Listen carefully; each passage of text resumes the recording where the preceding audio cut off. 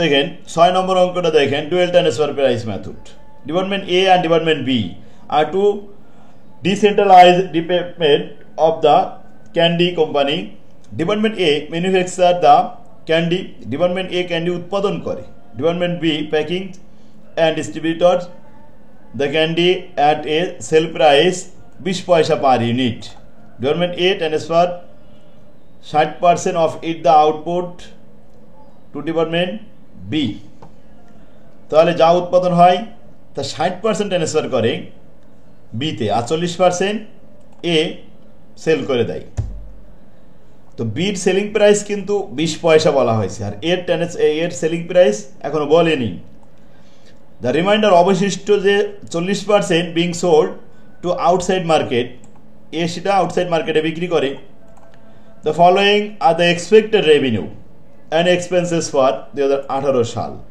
এ department উৎপাদন করেছে 60 লক্ষ ইউনিট, এর মধ্যে 60% 636, এই 36 লক্ষ ইউনিট ট্রান্সফার করে বিতে, আর 24 লক্ষ এ আউটসাইড মার্কেটে বিক্রি করে।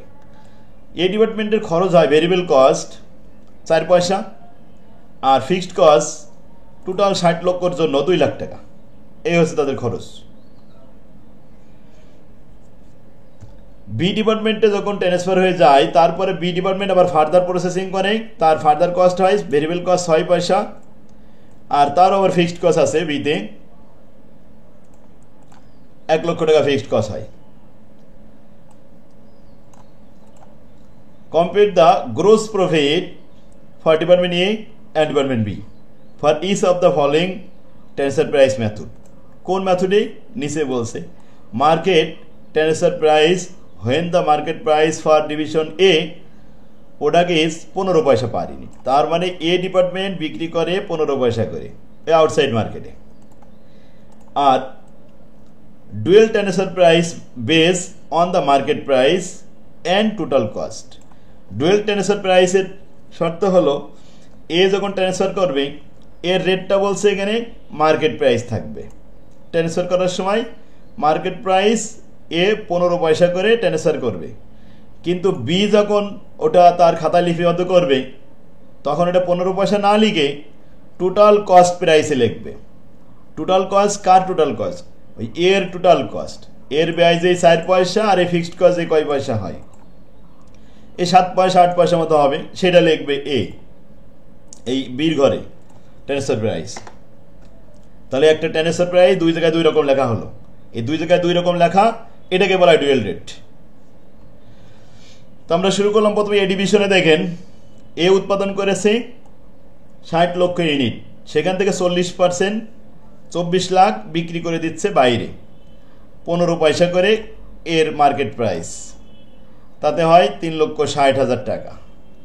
আর ট্রান্সফার করছে বিতে, বিতে ট্রান্সফার করবে 60% 36 লাখ গুণন 15 পয়সা করে 5,40,000 টাকা। এই টোটাল মিলে তার রেভিনিউ, এই ডিপার্টমেন্টের রেভিনিউ হলো 9 লাখ টাকা।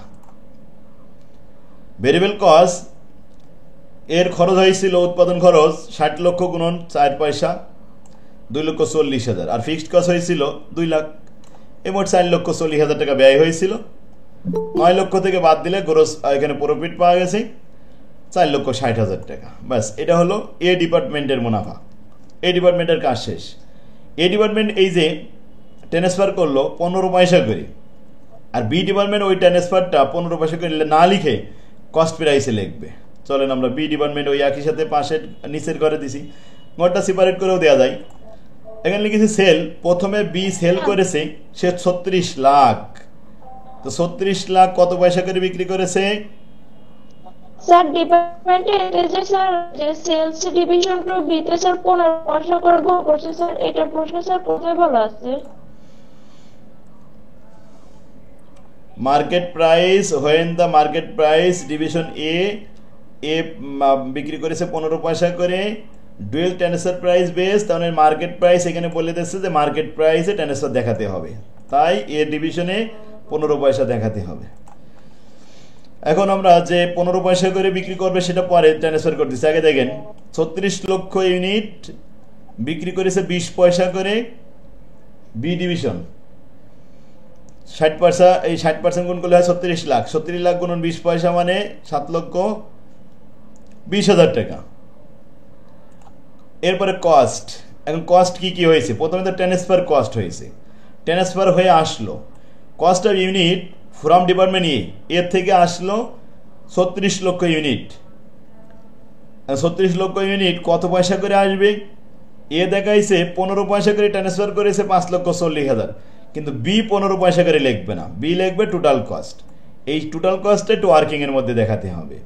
যেমন ভেরিয়েবল কস্ট ছিল 4 পয়সা আর ফিক্সড কস্ট ছিল 2 লক্ষ ভাগ 60 লক্ষ ইউনিট, এতে আসে 0.0333, তার মানে 0.0733 পয়সা। 0.733 পয়সা দিয়ে গুণ করলে 36 লক্ষর সাথে এটা আসে 2,64,000 টাকা। আচ্ছা, এবার ভেরিয়েবল কস্ট বি ডিভিশনে খরচ হয়েছিল 36 লক্ষ গুণন 6 পয়সা, এটা প্রস্তাবিত দেওয়া আছে 6 পয়সা। আর ফিক্সড কস্ট খরচ হয়েছিল 1 লাখ, সেই 1 লাখেই লেখা হলো। তো সব মিলাই কস্ট হয়েছে বি ডিভিশনে 5,80,000 টাকা, 7,20,000 থেকে মাইনাস করলে 1,40,000 টাকা থাকে গ্রোস প্রফিট ডিপার্টমেন্ট বি। শুধু পার্থক্য হলো দুই জায়গায় দুইটা রেট দেখানো, ট্রান্সফার এর ঘরে 15 পয়সা করে আর বির ঘরে 0.0733 পয়সা, এই দুই রকম রেট ট্রান্সফার প্রাইস দেখানো, এই জন্য এর নাম হলো ডুয়েল রেট, এছাড়া আর কোনো পার্থক্য নেই। তাহলে ডুয়েল রেট আমরা বুঝতে পারছি